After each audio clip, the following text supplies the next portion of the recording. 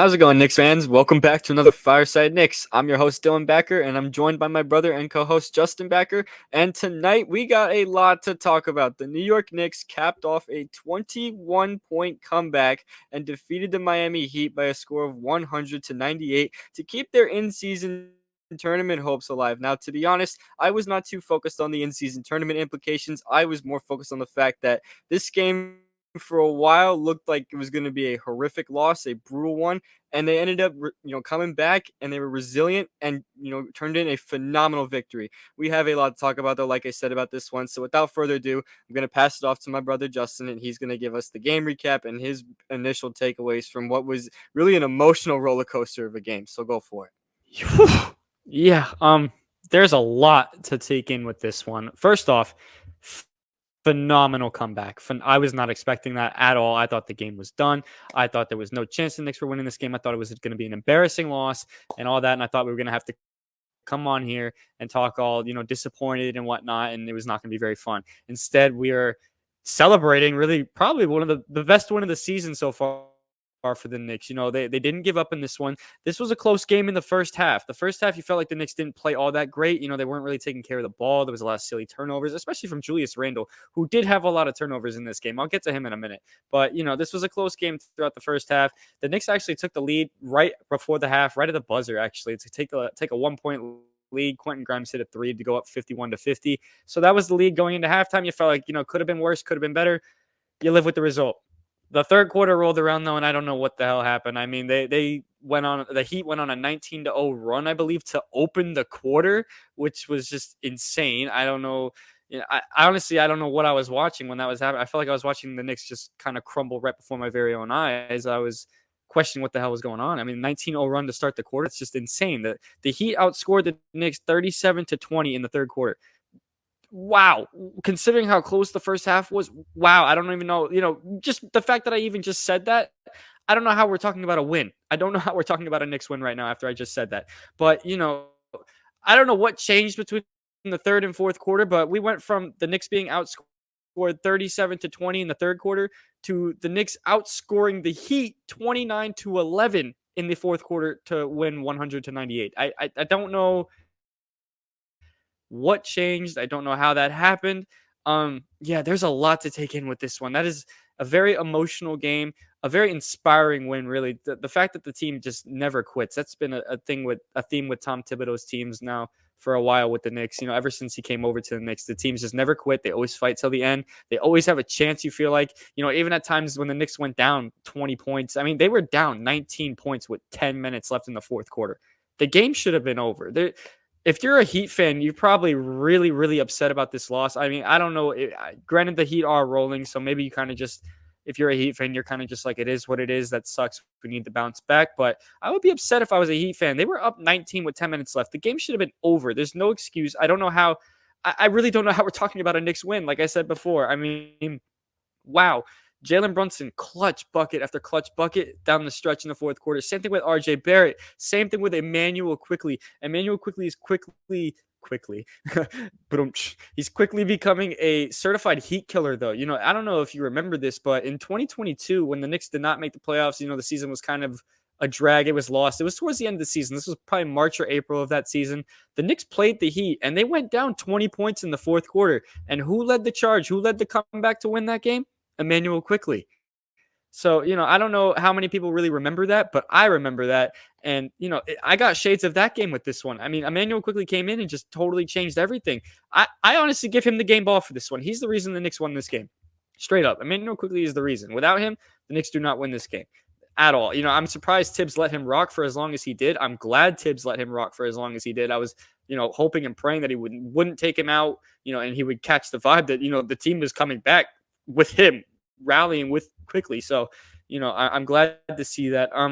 Some things I want to talk about too, Julius Randle, like I alluded to earlier, a bit of a messy game, 13 points, 7 assists, 8 rebounds. Sure, stuff the stat sheet, whatever.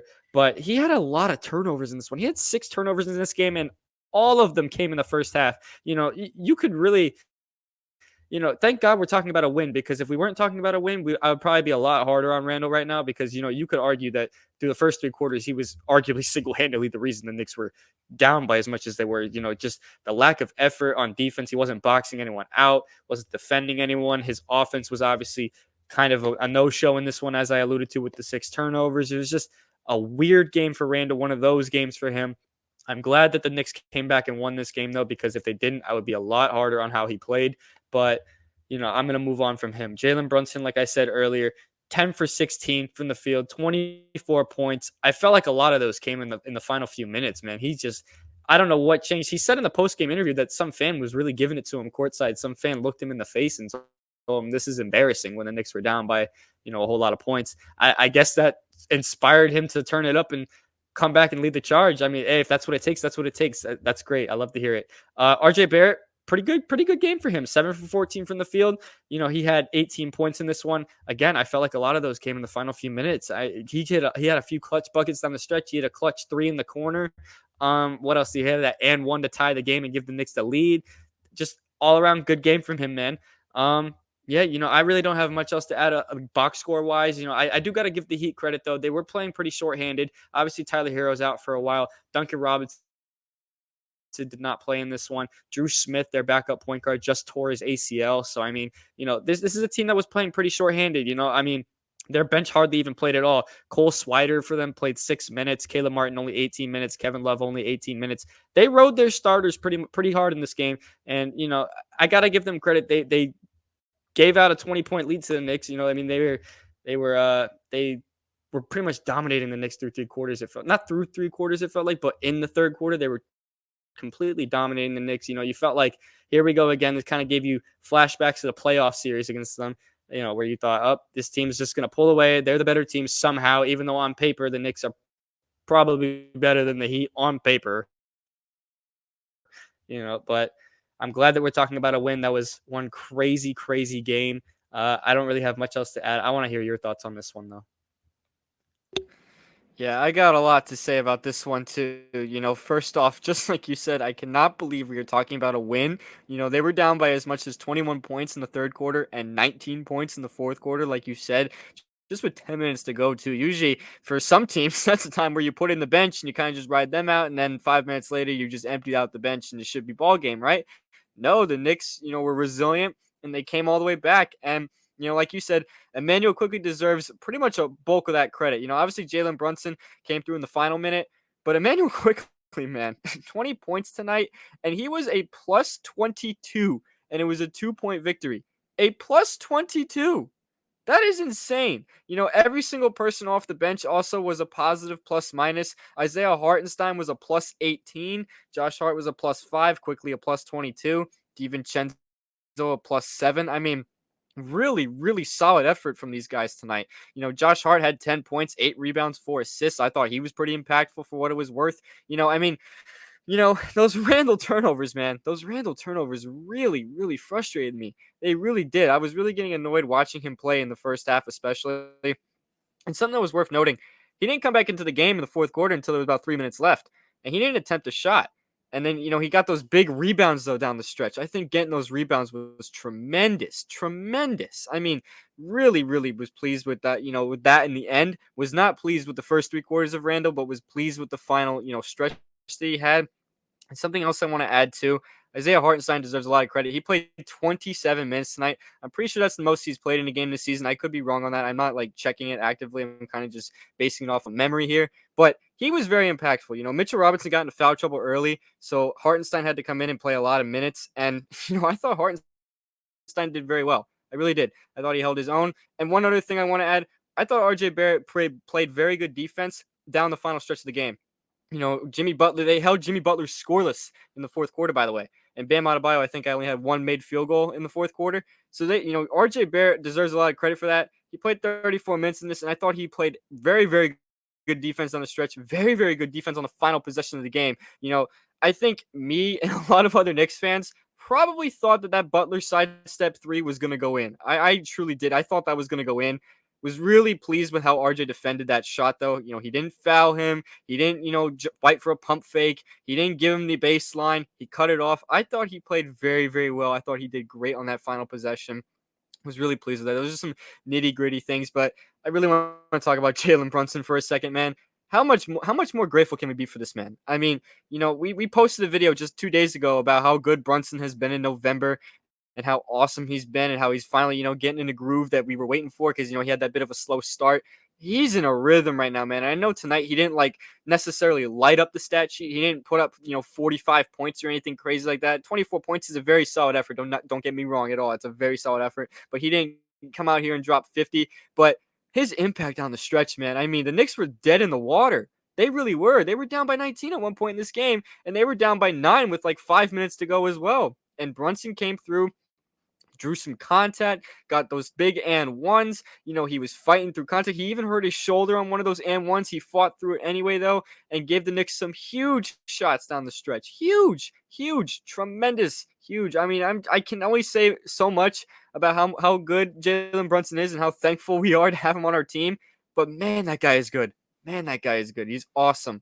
And I will say too, I'll give, like you said, I want to add just with the Heat. I mean, the Heat were playing shorthanded, so for what it's worth, the Heat put up a very good fight. Bam Adebayo also did his thing. He had 21 points and 12 rebounds. Yes, he was silenced in the fourth quarter, but he was killing them through the first three quarters, and I was worried about that. And I was honestly worried that he was going to continue to do that, and I'm really glad that they made the adjustments and pretty much, phased him out completely down the final stretch. One other thing I want to add too, Jaime Jaquez Jr. is definitely going to be a dark horse rookie of the year candidate. Do I think he's going to win the award? No, I think that goes to Chet Holmgren right now as we speak. But Jaime Jaquez Jr. has been a very solid player. He had a very solid game tonight. I thought he was kind of killing the Knicks in the third quarter.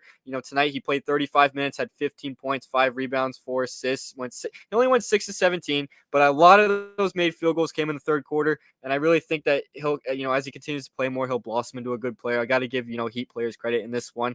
I want to be transparent with it. I do think he played pretty well for what it was worth, even if the box score will state otherwise. I thought he was impactful. But down the stretch, the Knicks completely locked up Miami, and I was very, very pleased with how the result ended up being. Now, I do want to say that there's still plenty of things that they need to clean up. This was by no means a win that you want to, continue to have a game like this off of. No, you do not want to go down by 21 points. You don't want to go down by 19 points.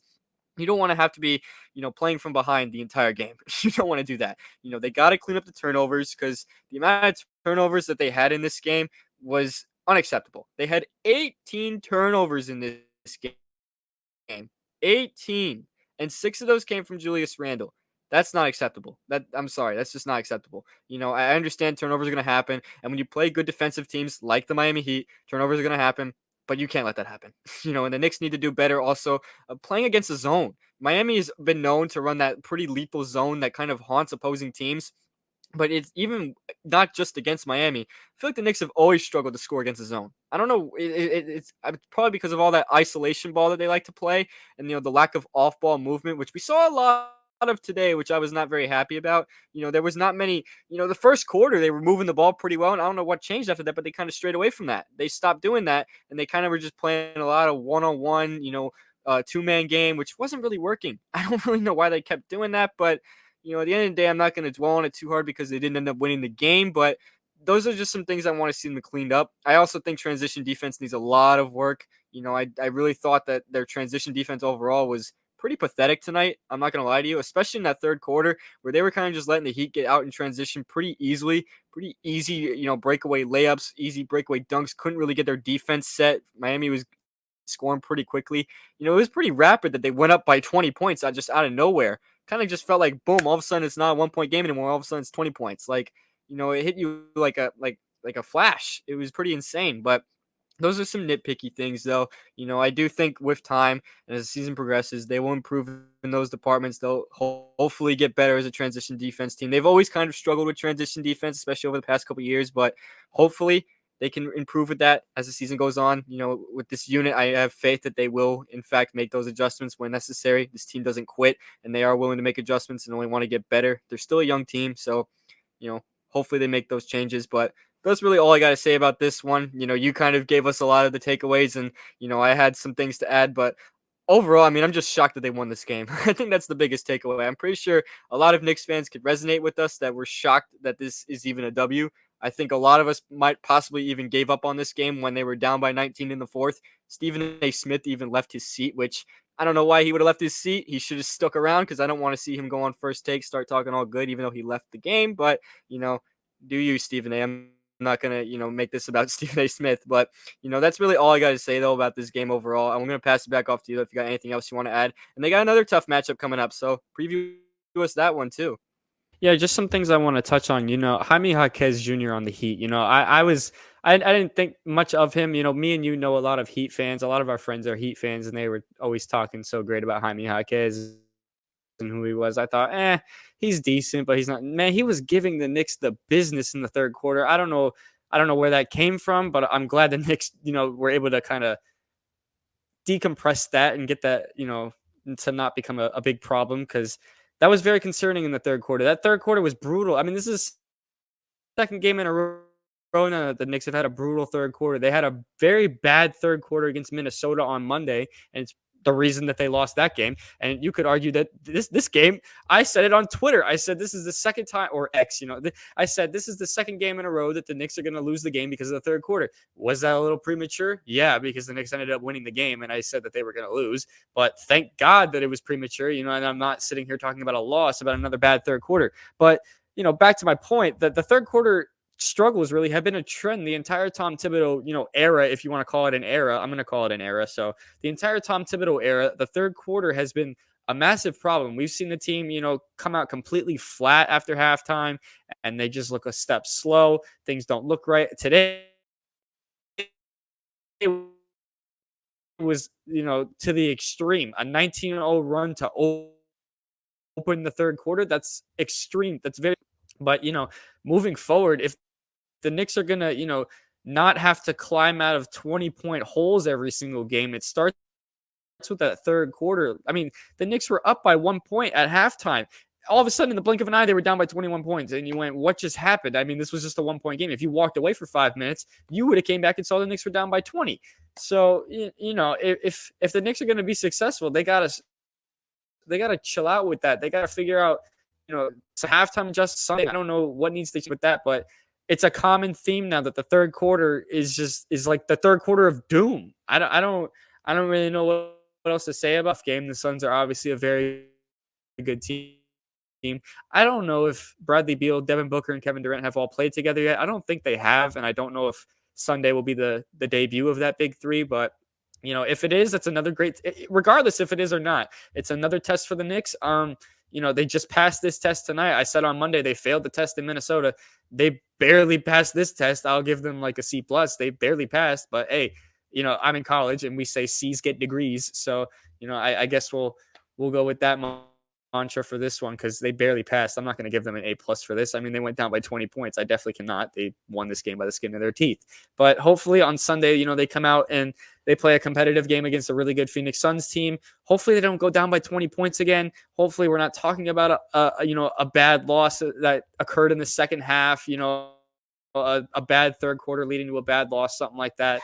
Hopefully we're talking about a win. And I don't really have much else to add. I'm just really happy the Knicks won this game, and I'm thankful. Yesterday was Thanksgiving. That's what I'm thankful for. I'm thankful for Jalen Brunson and Emmanuel Quickly for leading this comeback. Thank you, guys. Yeah, I think a lot of us can say that we're very thankful for Jalen Brunson and Emmanuel Quickly right now, especially after what they just did tonight. The game against Phoenix, like you said, I just want to clarify, Bradley Beal's going to be out for quite a bit because I'm pretty sure they said they were going to reevaluate him. So it's almost certain that they are not going to, see that big three on Sunday, which is a good sign for us. Obviously, not for the sake of Bradley Beal. You hope he gets better soon. But, the Knicks will obviously be playing now with shorthanded Phoenix, but they're still a very good Phoenix Suns team. They've won 6 games in a row. They still have Devin Booker. They still have Kevin Durant, two really of the greater players of this generation, especially Kevin Durant, one of the greatest players really of all time. And these guys are still averaging 30 plus points a game and all that stuff. So, it's going to be another tough matchup. Another great matchup though for them. I think the Knicks can have a good chance to win this game, but it starts with being able to stop those two guys. Because if the Knicks can hold those two guys, to not let them get like 40 points or something like that, then they have a very good chance to win this game. I thought the Knicks did a great job of containing Butler and Bam in the fourth quarter, and that is why they were able to come back and win this game. So they got to keep that going against Phoenix on Sunday when they play Booker and KD, because that is going to be yet another tough matchup. You know what I mean? And overall, I just want to say real quick, very, very glad that they won this game. I'm very thankful that they won this game. It's a happy late Thanksgiving to everybody. The Knicks had about a week off, up until this game. They were able to rest. Clearly, the first three games, it felt like they were kind of, full on the Thanksgiving leftovers because they looked a little sleepy, but then they woke up in the fourth quarter. It must have worn off or something like that. So I'm really happy with the comeback. Very resilient, very valiant effort. Really happy with the result at the end of the day. Still want some things cleaned up, as I mentioned earlier in this episode, but I think with time it'll come. But overall, they're 9-6 now in the season. They're as of right now, their in-season tournament hopes are alive. I'm not really sure how many people here actually really care about their in-season tournament implications. I know I am not too focused on that. I don't want to sound like I'm hating on the NBA's new plan, but I really don't even understand it fully. So it is what it is. But whew, it's a long season. That was a thrilling win. Thank you guys so much though for tuning into this episode. I think this is a good place to wrap it up. Make sure you leave a like, comment, subscribe on the video. You can follow us on all of our social platforms: X, Instagram, TikTok, Facebook, of course, this YouTube page. The audio versions, they're on Apple Podcasts and Spotify. You can give us a 5-star rating on those. We'll see you guys in the next episode of Fireside Knicks, and thanks for watching. Peace out.